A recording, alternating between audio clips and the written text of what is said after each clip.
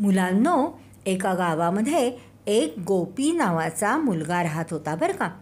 पण हा गोपी की नाही खूप उद्धट, खूप गर्विष्ठ आणि अतिशय खोटारडा होता.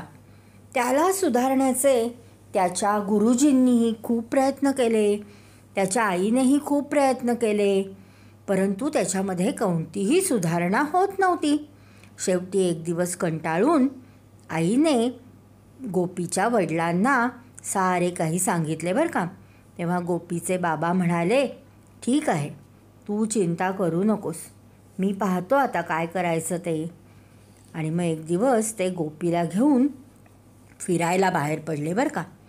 फिरता फिरता फिरता रस्त्यावर त्यांना एक छोटेसे रोप दिसले.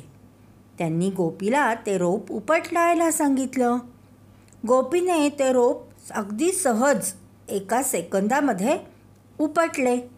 त्यानंतर त्यांनी गोपीला थोड्या जास्त उंचीचं म्हणजे थोडंसं मोठं असं रोप उपटायला सांगितलं बरं का. गोपीने ते उपटले, परंतु त्याला थोडीशी ताकद लावावी लागली बरं का. थोडा जास्त प्रयत्न करावा लागला आणि मग ते रोप त्याला उपटता आलं. त्यानंतर गोपीचे बाबा त्याला घेऊन एका उंच अशा वृक्षाजवळ आले. तो वृक्ष अतिशय घनदाट होता, उंच होता, शिवाय त्याचं खोडही चांगलं मजबूत होतं.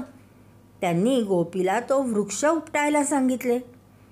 गोपीने त्या खोडाकडे पाहूनच सांगितले, छे छे, हे काही मला शक्य नाही. तेव्हा गोपीचे वडील गोपीला म्हणाले, अरे, आपण एखादे वाईट काम जेव्हा सुरू करतो ना, तेव्हाच त्याच्यापासून दूर जाणे शक्य असते. आणि जर त्या कामामध्ये आपण खोलवर गुंतून गेलो की आपल्याला त्यापासून सुटका करणे अगदी अशक्य असते.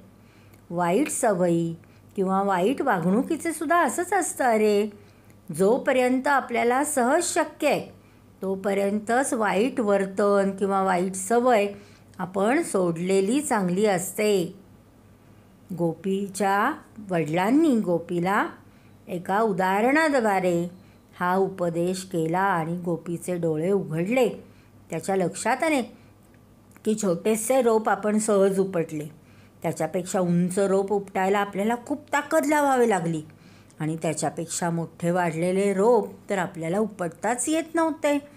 याचाच अर्थ वाईट वर्तन किंवा वाईट सवय आपण वेळीच सोडायला हवी. आणि मग त्यापुढे गोपीने वाईट वर्तन सोडून दिले, वाईट सवयी सगळ्या घालवून टाकल्या आणि तो एक चांगला सद्गुणी असा मुलगा झाला. आवडली का गोष्ट मुलांनो?